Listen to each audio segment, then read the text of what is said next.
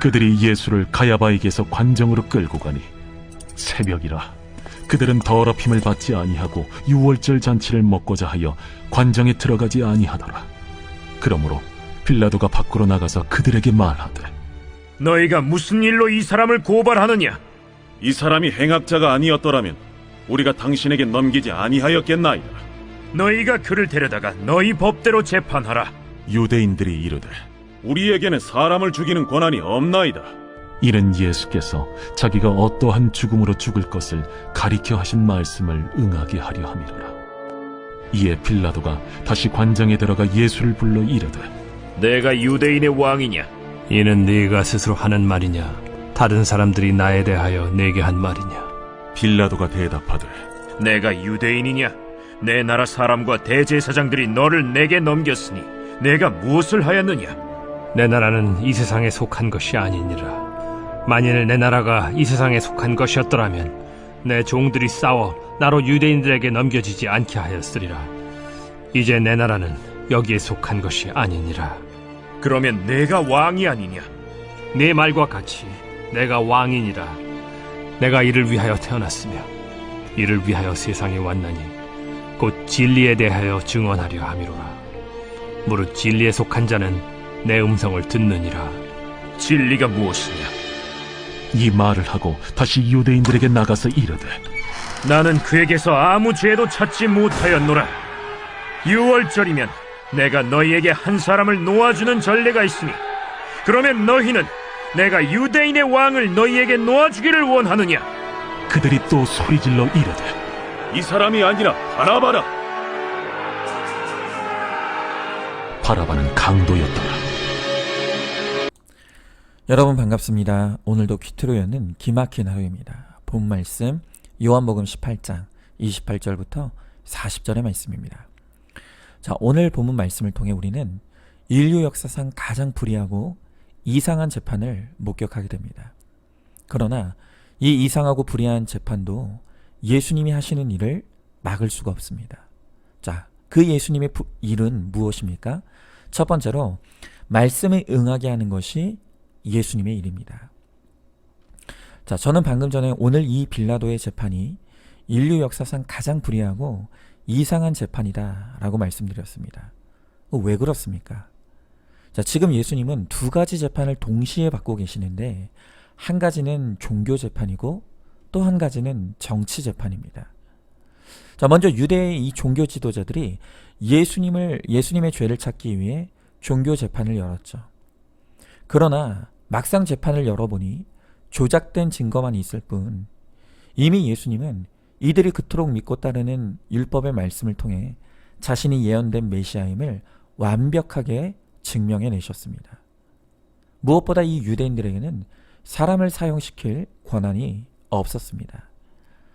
그 한계를 알게 된 이 유대의 종교 지도자들이 빌라도에게 정치 재판을 할 것을 요구합니다. 이들이 그렇게 한 것은 예수님을 체제 전복하려는 반역자로 몰아서 죽이려고 했던 것입니다. 그런데 신문을 해보니 예수님은 자신을 왕이라고 하긴 하는데 이 세상 왕이 아니라는 것입니다. 그러니 빌라도의 입장에서는 좀 제정신이 아닌 사람처럼 보일 수는 있겠지만 명백하게 반역자는 아닌 것이죠. 결국 예수님은 종교적으로도 정치적으로도 명백한 무죄였습니다. 자, 그런데 이들은 이미 사형이라는 결론을 지어놓고 이 재판을 진행해가고 그 결론을 향해 달려가고 있는 것입니다. 그러니 이 재판이 얼마나 불의합니까? 자, 그러나 뿐만 아니라 이 재판은 영적으로도 불의한 재판입니다. 자, 오늘 28절에 보면 유대인들이 예수님을 죽이기 위해 이 빌라도의 재판정으로 끌고 갔는데 그날이 유월절이라고 합니다. 여러분, 이 유월절이 어떤 날입니까? 유월절은 애굽에 종살이하던 이스라엘 백성들이 죽음의 영으로부터 어린 양의 피로 구원받은 그날, 바로 그날을 기념하는 날입니다. 이들을 죽음으로부터 구원한 그 어린 양의 피, 바로 그 실체가 그들 앞에 서 있는 예수님입니다. 결국 이 유대인들은 자신을 구원해준 구원자를 죽이려고 하고 있는 것입니다. 영적으로 보면 이 재판은 죄인이 의인에게 가하는 심판이고 구원받은 자가 구원을 베푼 자에게 가하는 재판인 것입니다. 한마디로 오늘 이 유대인들 스스로 고백하는 것처럼 그들에게는 이 재판을 행할 어떤 자격도 권한도 없는 것입니다. 여러분, 우리도 마찬가지입니다. 우리는 그 어떤 사람도 재판할 권한이 없는 사람들입니다. 그리고 자격도 없습니다. 바로 내가 용서받지 못할 죄에서 용서받고 구원받을 자인지인데 누구를 재판할 수가 있단 말입니까? 우리는 그런 권한이 없습니다. 그럼에도 우리는 스스로 재판장이 되어서 끊임없이 내 배우자와 자녀를 재판합니다. 그리고 드러난 죄를 저지른 사람들을 재판합니다. 그러면서 그들을 용서하면 안 된다고, 나쁜 인간이라고, 그를 십자가에 못 박으라고 합니다. 바로 그것이 오늘 예수님을 죽이는 불의한 재판이라는 것을 깨달아야만 합니다. 자, 이렇게 예수님이 너무 이상하고 불의한 재판을 당하고 있습니다. 그런데 이 재판을 당하시는 예수님은 너무나 담담하게 이 재판을 감당해내고 있습니다. 여러분, 어떻게 그럴 수가 있습니까?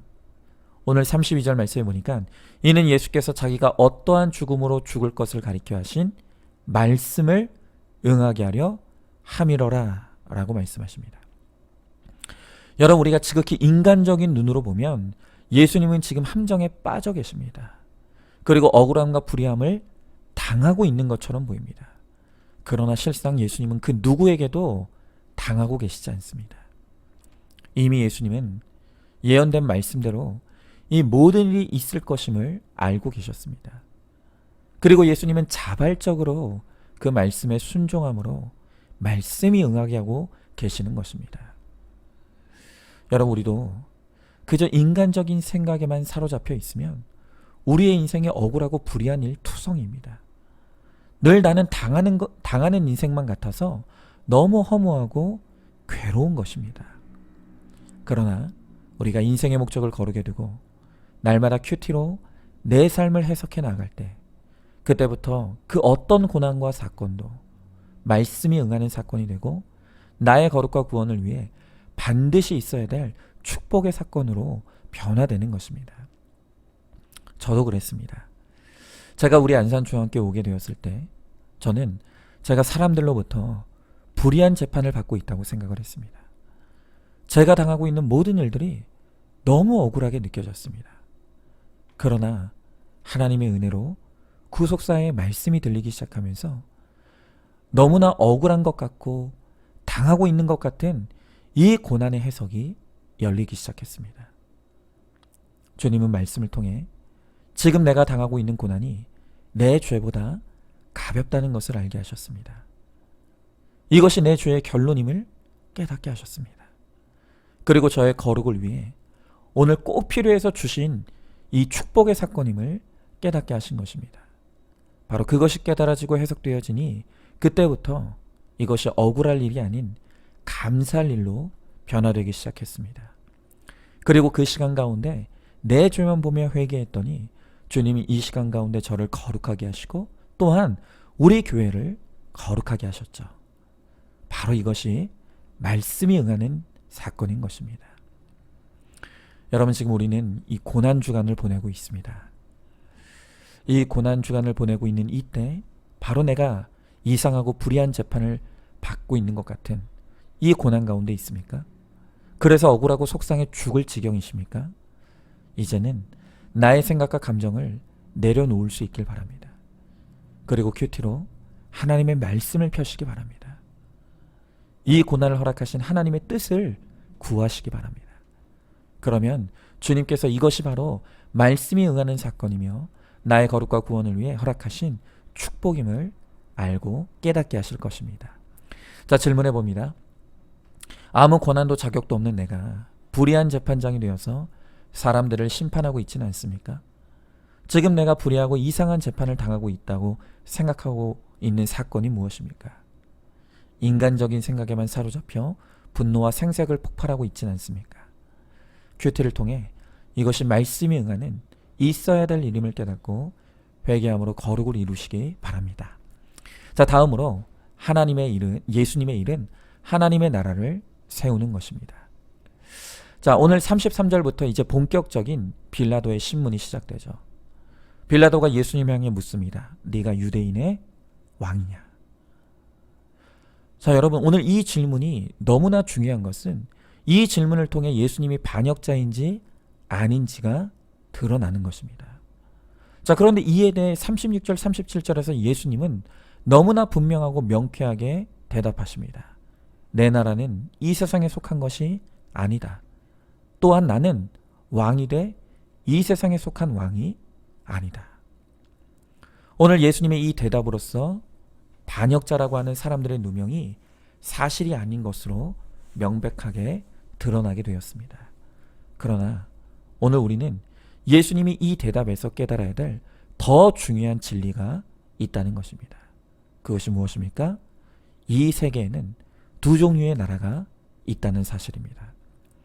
하나는 이 세상에 속한 나라이고 또 하나는 하나님의 나라입니다. 자, 여러분은 어느 나라에 속한 사람이죠? 이 질문에 대해 우리도 예수님처럼 분명한 정체성을 가지고 대답할 수 있어야 합니다. 내 나라는 이 세상 나라가 아닌 하나님의 나라이다. 나의 왕은 하나님이 나의 왕이시다. 바로 이렇게 나의 국적을 분명하게 밝힐 수 있는 사람이 구원받은 하나님의 자녀입니다. 자, 여러분, 그러나 이 국적의 문제는 비단 영적인 차원만의 문제가 아니라 실제적인 우리의 삶의 문제라는 것을 알아야 합니다. 이 우리의 국적이 어디느냐에 따라 언어가 달라지는 것은 말할 것도 없죠. 국적이 다르다는 것은 나의 삶의 양식의 문제이고 나의 가치관의 문제입니다. 가령 제가 얼마 전에 저희 장인어른 장모님께서 아주 싱싱한 산낙지를 주셨습니다. 근데 하도 싱싱해서 일명 탕탕이라고 하지 않습니까? 산낙지로 그렇게 너무 맛있게 먹었습니다. 물론 별로 안 좋아하는 분들도 있겠지만 우리나라에서 산낙지는 보양 음식이고 없어서 못 먹는 아주 귀한 음식이죠. 그런데 제가 언젠가 뉴스를 보니까 외국인들이 가장 혐오하는 한국 음식 1위가 있는데 그게 바로 산낙지라고 합니다. 우리에게는 귀한 음식인데 똑같은 음식이 국적이 다른 외국인에게는 혐오스러운 것으로 인식되는 것. 이게 바로 국적의 차이가 가져오는 메워질 수 없는 괴리인 것이죠. 여러분, 그런데 이 세상 나라와 하나님 나라의 괴리는 이보다 더 훨씬 심각한 문제라는 것을 알아야 합니다. 여러분, 우리가 영적으로 국적이 다를 때 이 영적 언어가 통하지 않습니다. 삶의 가치관이 전혀 통하지 않습니다. 삶의 방식도 전혀 다릅니다. 그래서 불신결혼 절대불가를 외치는 이유가 바로 여기 있는 것입니다. 신자와 불신자는 영적으로 그 어떤 접합점도 있을 수가 없습니다. 자, 그런데 바로 이 불일치에서 오는 괴로움이라는 것은 불편함 정도가 아니라 상상을 초월한 괴로움을 우리가 경험하게 한다는 것입니다. 신자인 아내는 하늘의 언어를 쓰는데 불신자인 남편은 땅의 언어를 씁니다. 그러니 말은 같은데 뜻이 통하지 않는 것입니다. 그뿐입니까? 나는 하늘의 생활 양식을 따라 주일에 예배를 가야 하는데 불신자인 남편은 땅의 생활 양식을 따르니 일요일이 되어서 놀러 가자고 합니다. 신자인 나는 정직하고 싶은데 불신자인 남편은 이 세상에서 살려면 거짓과 불법도 저지를 줄 알아야 된다고 나를 조롱하고 핍박합니다. 여러분, 이렇게 하나님은 세상 나라와 하나님의 나라가 메워질 수 없는 전혀 다른 세계임을 아시기에 우리가 당할 고통을 피하게 하시기 위해 불신결혼 절대불가를 그토록 외쳐주시는 것입니다. 그러나 이미 불신결혼을 했다면 이제는 뒤로 돌아갈 수 없습니다. 어떤 괴로움과 핍박 가운데서도 이것이 내 삶의 결론인 것을 인정하고 가정을 나의 십자가로 지고 내 가정의 구원을 위해 썩어지고 죽어지는 섬김과 희생을 이루어 가야 합니다. 우리의 나라는 이 세상에 속하지 않았습니다.